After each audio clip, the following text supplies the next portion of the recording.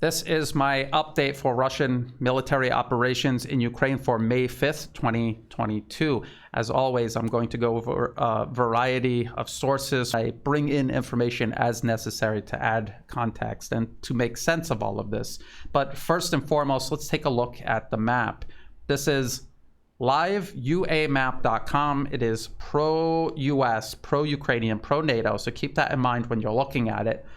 But it gives you the basic overview. And again, as it has been for a while now, Russia's focus is on the south and the east of Ukraine. Russia holds the city of Kherson, has for quite a while, is essentially Russifying it, I guess you could say, where the ruble has been brought in as the currency. Russian media is being set up there, and they're advancing toward Nikolaev. Here, beyond Nikolaev is Odessa. Beyond Odessa is Transnistria.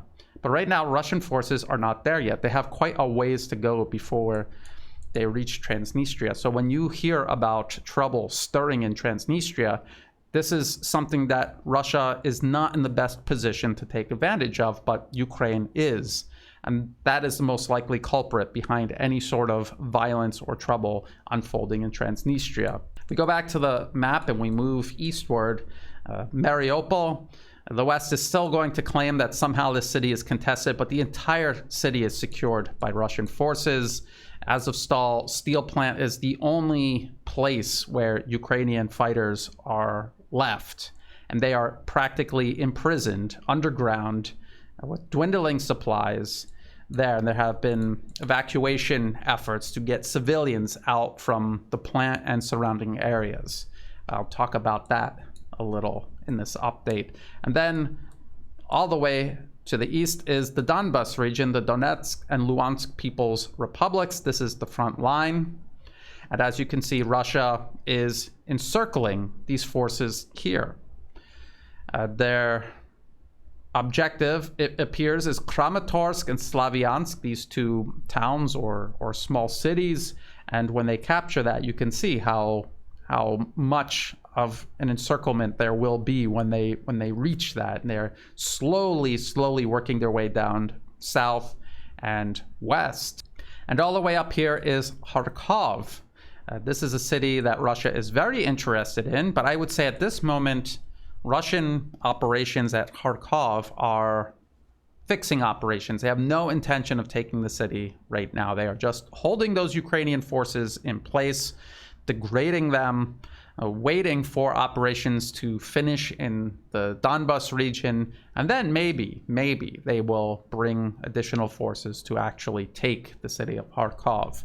But right now, my assessment is that it is a fixing operation.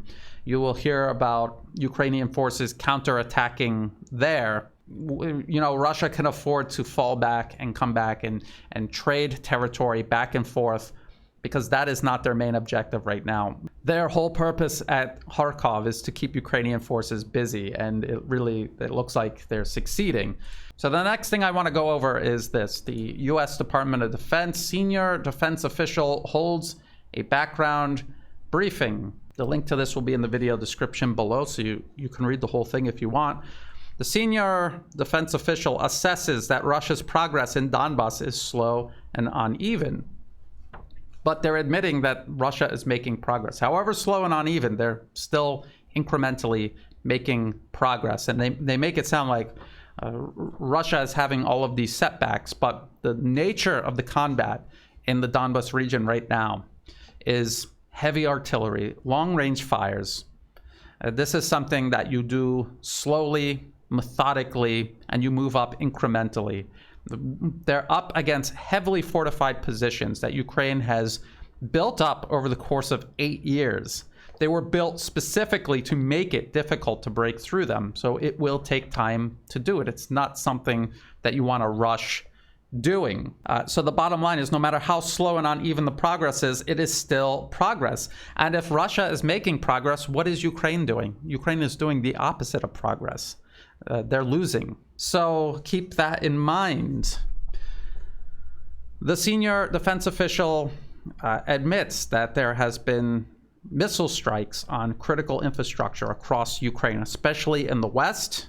And the senior defense official says, while we're still assessing sort of the damage, it's not clear that they've been very accurate in trying to hit critical infrastructure, and there's been no perishable impact that we've seen impeding or in any way obstructing with the Ukrainians' ability to replenish and restore themselves. And what Russia has been trying to do is disrupt travel along rail. This is how Ukraine and also how Russia is replenishing their forces. There's this article from CNN. Russia's attacks on Ukraine's supply lines are intensifying. Ukraine's national railway hasn't buckled despite the headline.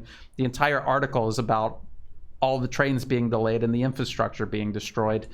The CNN article says the Lviv power station was among 6 railway facilities in central and western Ukraine targeted by Russian forces on Tuesday evening, according to the chairman of Ukrainian Railways. The coordinated strikes briefly knocked out power in parts of the region and caused long delays to more than 40 trains. But even if we believe the US Department of Defense that Ukraine's ability to replenish and reinforce their troops on the front line has not diminished at all despite Russia's best efforts, that means Ukraine is throwing everything that they have and everything the West has given them at Russia, and Russia is still making steady, uneven progress, but progress nonetheless. Think about that. And just kind of a reality check.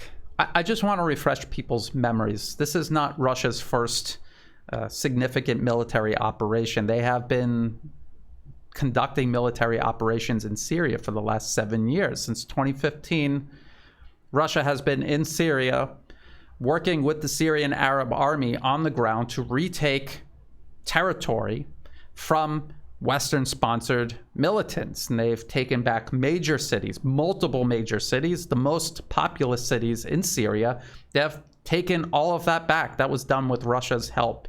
Some of these operations, each individual operation, could take months. Territory would change hands back and forth, but ultimately Syrian forces, with Russia's assistance, they prevailed. And I want to show you this Reuters article right here. Timeline, the battle for Aleppo. So this is one of the largest cities in Syria. By 2016, a year into Russia's intervention, in February, the beginning of the year, the Syrian Arab army, with Russia's help, they cut off the main road to Aleppo from Turkey. That is how those forces were being armed and resupplied and reinforced. They cut that road off. That was in February. It wasn't until July 27th that the entire city was encircled by Syrian forces. 10 days later, that encirclement was broken. That means the militants inside the city and militants from outside the city attacked the weakest point they could find in the encirclement and broke through it, enabling supplies to go in and additional reinforcements to go in, or whoever wanted to get out. It wasn't until September that the city was re-encircled, and in October there was another major attempt to break out, but it failed. It lost momentum and it failed, and the city was fully liberated on December 13th, almost a year after this whole operation to retake Aleppo started, almost an entire year. So it took a year to take Aleppo back. I just want people to keep in mind, this is how these military operations go. And the West is going to act as if Russia taking its time in the Donbas region somehow indicates weakness. It doesn't. That is how Russia was fighting in Syria, and that is how they're fighting here. The point is, they're making progress. Until they're no longer making progress or they begin retreating, only then can you say Russia is failing, because they were doing the same process in Syria and they won. They won decisively. And I want to talk a little bit more about how the West says the flow of weapons and men and ammunition is still flowing to the front lines. Maybe things like the Javelin missile. But I want to point out something here. In the Donbas region, this is an artillery battle. This is long-range artillery fire. The Javelin missile has a range of around 2.5 kilometers, Russian artillery can have ranges from 15 kilometers to 50 kilometers. It is creating a wall of raining steel so far out, no one with a Javelin can get anywhere close to getting a shot. And that is the point. And I just want to, just so you know, it's not me and my Russian propaganda. This is an article from Forbes. This was written before Russia started its military operations in Ukraine. And they're talking about the Javelin system. And further down in the article, it says, unfortunately, the historical counter to long-range anti-tank missiles is more extensive use of artillery to suppress likely firing positions, and Russia's ground forces famously field abundant artillery. Furthermore, in 2014 to 2015, Russian artillery demonstrated greatly improved lethality thanks to new drone surveillance and electronic warfare capabilities. Conversely, though Ukraine's counter-battery capacity may have been improved by US-supplied radars and electronic warfare systems, reports suggest its artillery arm remains badly undermanned and lacking munitions. This article, again, it was written before Russia began its military operations in Ukraine, and what they just described, that is what we see playing out in the Donbas region right now.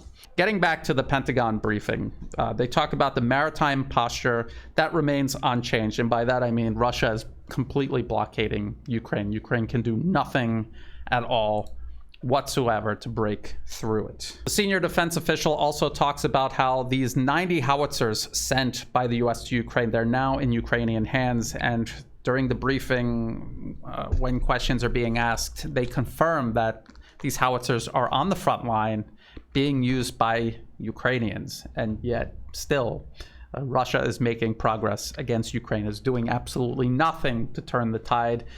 We knew that would be the case, but now you can see for yourself. There's talk about Mariupol during this briefing. The senior defense official says there's about 2 battalion tactical groups worth of Russian troops in Mariupol. That means around 2,000. Doesn't necessarily mean that there's a battalion tactical group, but that means 2,000 Russian troops, because all of the other troops involved in Mariupol, they left. They're in the Donbas region or elsewhere where they're needed. They're not needed in Mariupol because the fighting is over. The city is under Russian control.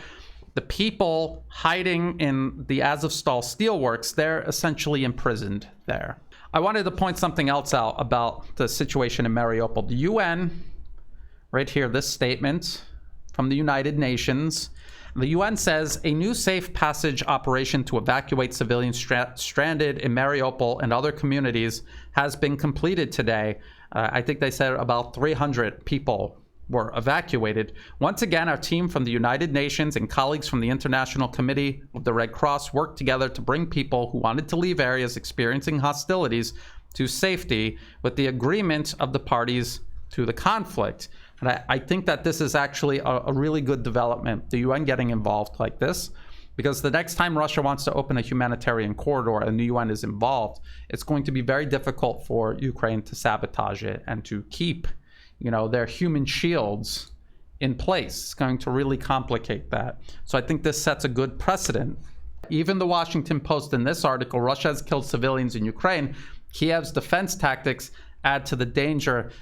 The headline is a little deceiving, but inside the actual article, it admits over the past month, Washington Post journalists have witnessed Ukrainian anti-tank rockets, anti-aircraft guns, and armored personnel carriers placed near apartment buildings. And then they cite a Human Rights Watch researcher who said, the Ukrainian military has a responsibility under international law to remove their forces and equipment from civilian populated areas, and if that is not possible, to move civilians out of those areas.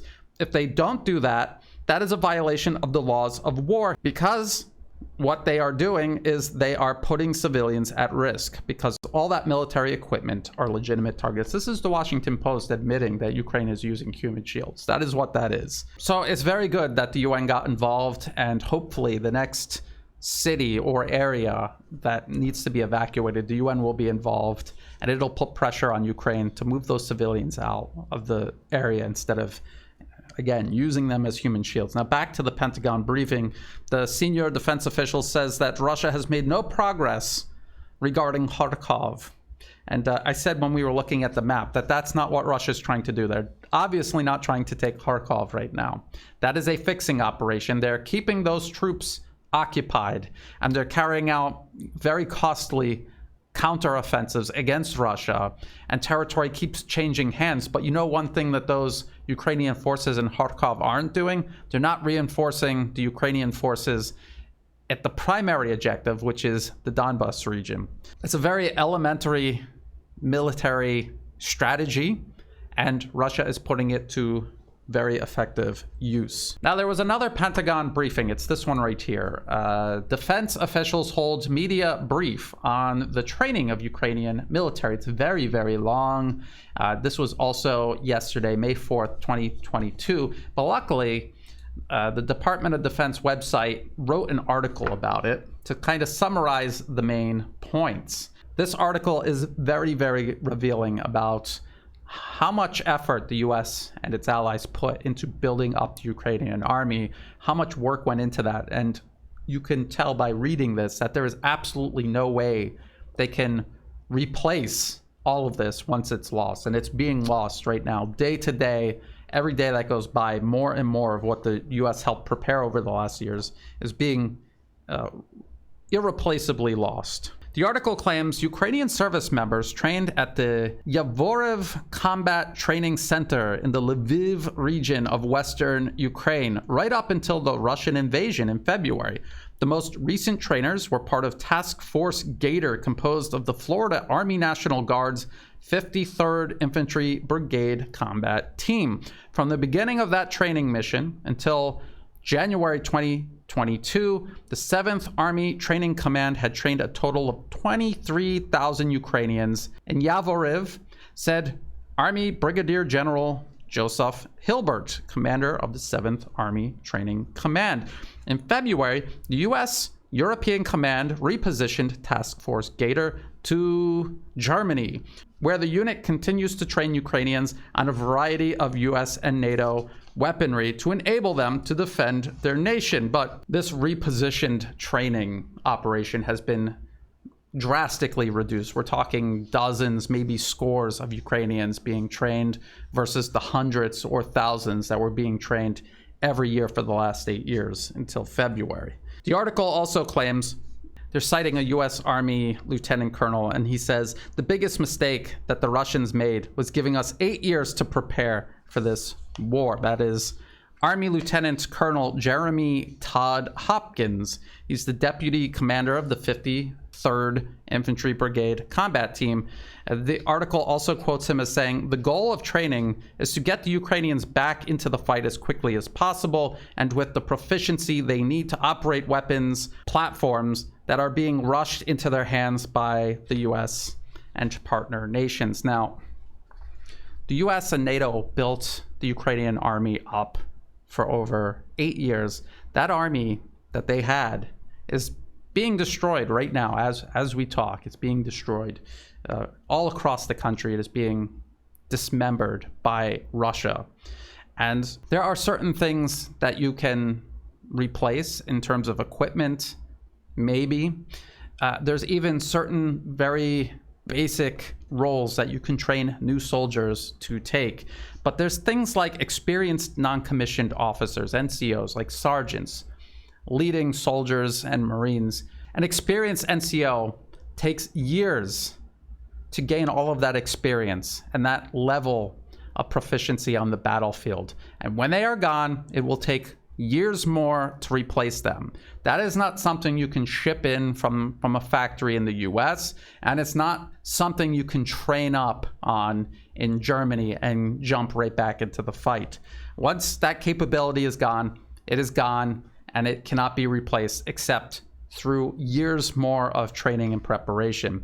Also, you know, again, with these weapons, they're coming onto the battlefield. It's one thing knowing how to operate them. It's another thing entirely to know how to integrate it with combat operations, using it effectively in combination with other forces and other types of weapon systems. And then you have all of the problems in terms of maintaining the weapons, repairing them, moving them across the battlefield.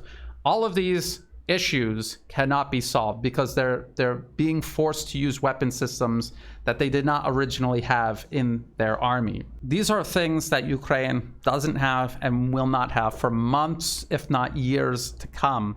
So the army that the US and the rest of NATO built up in Ukraine, that is disappearing right now, and they cannot replace that. These combat capabilities are going to be degraded day to day until Ukraine's fighting capacity for organized combat collapses, and all that you're going to have left is isolated insurgency-style fighting. And that is something that Russia has a lot of experience and a well-established track record of remedying, I guess you could say. That they're very good at solving that problem. And so, despite the hubris that you see expressed in these type of articles coming out of the US Department of Defense and then echoed across the Western media, Ukraine is suffering losses that they simply cannot replace, not in the short term. They cannot replace it faster than Russia is taking it off the battlefield. And one more thing that I want to point out, it's this article from Defense News. Congress signals openness to Turkey F16 sale amid Ukraine cooperation. Let me read to you from this article.